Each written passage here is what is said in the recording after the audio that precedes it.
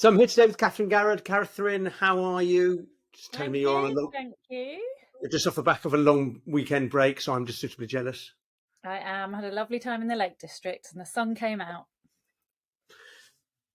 Tell me why kind of we're all fascinated by employees, fascinated by we're all as individuals and how we are at work. Why is it that people struggle to be authentic or themselves at work? So I think it's like this is a big question to start with. Yes, But it's essentially, straight in there. absolutely, let's go straight in. Um, so the way that the world works and the way that workplaces work and the way that every service we access as consumers work is they kind of haven't been designed for everybody. They've been designed a bit one size fits all. So there's this idea that if you treat everybody the same, it's fair. And actually, for those, if we look back at history, for those that Mm, have been in the positions of sort of power and influence, they've set up things like marketing and research and HR and policies and products and services and all of the things that we use every day in a way that made sense to them. So mm. if you've got a bunch of people sharing a similar demographic profile, making decisions about things that impact all of us, they're going to work much better for some groups and less for other groups. So that then contributes to your experience as an employee when you go to work and you're thinking, I'm gay. Is it safe to be out in this organisation? Or I think I Mm. might have ADHD. Is it safe to ask for some help in this organisation? And. So it's not that anybody's kind of deliberately created an environment where people can't be themselves, but we're complex human beings. We all have Yeah. so many dimensions to our lives. So can I as you were saying that, what I remember a number of years ago, we had a speaker in the office and they asked the question about kind of to people under the age of 30, how many profiles do you have on like this in the world of social? And most of them have like 5 or upwards. So almost we are getting used to having different personas Yeah. in different areas. Yeah. What's your view then on whether that's a good thing or a bad thing, or it's just who we are now? In terms of how you show up in different audiences. Is that what you Yes, mean? and therefore, kind of actually, is it like the persona for work for you to put on a specific persona and act in a certain way? Is that now not the world we're in for everyone?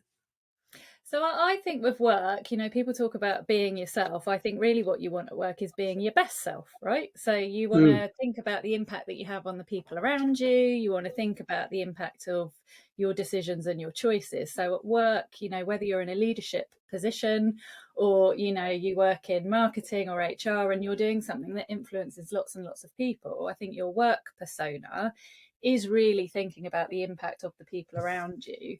I think then your social channels, it depends how you use them, right? If yeah. people are just sharing a great weekend away with their mates on Instagram or nonsense on TikTok or whatever, then I think that's more sociable, tends to be. But then they do overlap because people do use them to talk about the things that they most care about. So Yeah. I think this is where brands, organizations and brands have a really powerful part to play because they can get great traction on social media Mm. and be really engaging and interact with people. But I think we're all, we're different with our friends, we're different with our neighbors, we're different with our families necessarily. But I think coming back to your original question, a lot of that comes down to how kind of safe we feel being ourselves in those different environments and whether or not we feel like we need to adjust something to fit in or to avoid being kind of othered, kind of you're not part of the gang. It's kind of like so in with the world that we live in, this hybrid world, are we almost getting confused when we talk about the workplace that we're talking kind of and we're talking about kind of inclusion? Is it kind of and being ourselves? Do you feel that the whole kind of working from home thing is partly for the fact that I can be myself at home and I can't doubt that in the workplace, therefore I'm much more comfortable working from home, and therefore we don't understand the difference between the work and the workplace? I think that's one of the elements of working from home being a benefit. So if Mm, you work in an organisation where, let's say, you don't feel necessarily fully included. So let's say you work in an environment where people are always making jokes that are kind of verging on offensive about somebody in your family, mm, or they're expecting you to work late, but you need to get back because you've got commitments outside of work or whatever. Then suddenly working from home just reduces or almost squashes that, because you don't have that same interaction in your own environment. And actually at the end of a meeting you can kind of close the laptop and go and make yourself a cup of tea or a glass of squash or whatever, and kind of decompress from it and not think, oh, I've got to sit next to that person for the rest of the day. So there's many contributors for working from home about inclusion. It's kind of how you feel, but it's also what else is going on in the rest of your life and how easy it is to manage all of those things. Understood. Let me I threw a big question. Let me throw in another one for you. Go for it. Culture, obviously integral.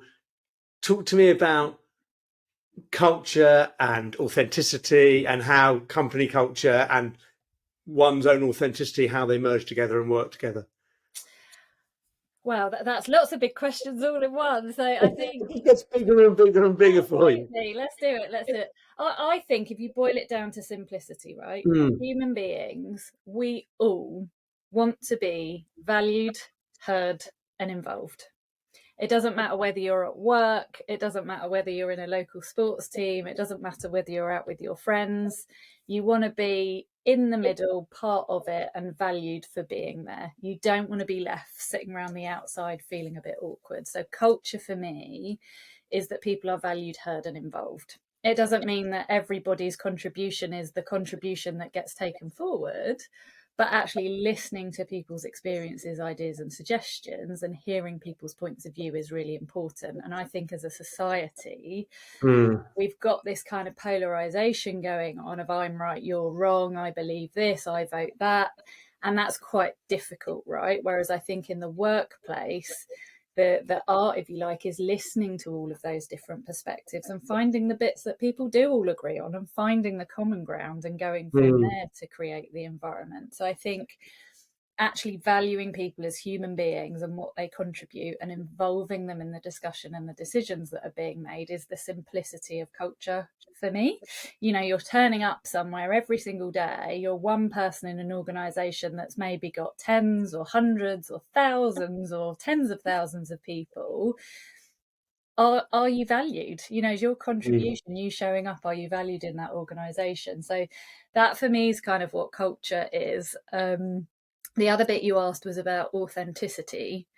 And I think it comes back to whether or not it feels safe in the organization. You know, what's the hierarchy like? What happens if you're in a meeting and people are having a discussion about something? Maybe it's a new product development or a change in policy, and everyone's agreeing, but you're sitting there thinking, oh, I'm not sure that's the right approach.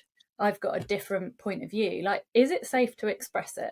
Are the group receptive to hearing another point of view if they've already moved on to the next agenda item?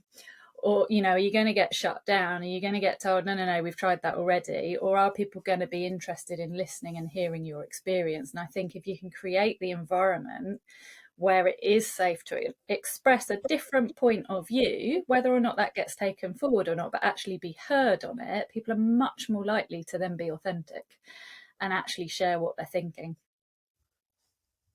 And is that, like, my last question, and again, kind of staying with the big, how does it kind of, from your perspective, is that a top-down approach, or is it about kind of, whether we're talking about society or company or stuff like that, is it because people want to be heard more and more, and that's what's going to make the change, or do the leaders need to adjust themselves and suddenly kind of, not suddenly, but be more willing to be open? So I think it's everything. I think I always talk about inclusion, like not everybody needs to know everything, but everybody can do something. So you can have, if you're somebody with no line management responsibility, you can still have an influence on what the experience is of your colleagues in your team. If you're a leader and you've got big responsibility across the organisation, of course you've got responsibility for setting the tone and thinking about the shadow that you cast. I was talking to somebody this morning who was saying he hadn't taken a holiday for 6 months and he was a bit knackered. And I was like, one, do that for you. But two, what about your team? What are your team seeing when they look at you and you're not taking any breaks? So yes, there is responsibility on leaders. And I do think partly we haven't equipped leaders well enough to know how to do this stuff. You know, depending how many years they've been in the world of work, may have been working in a traditional command and control type of structure early on in their career. So it's a big shift now to be open to listening to different perspectives and not being expected to have all of the answers. So if you can help leaders get across that and just go, I don't have all of the answers, but actually I'm really open for learning and listening to people, then that goes a long way in terms of confidence and avoiding the fear of getting it wrong or putting your foot in it or saying the wrong thing. Understood. And fascinating stuff. You get my mind whirling as I'm speaking to you. Catherine, listen, thank you so much indeed for your time. Been a pleasure speaking to you. You're very And have a welcome. lovely day. Thank you. Take care.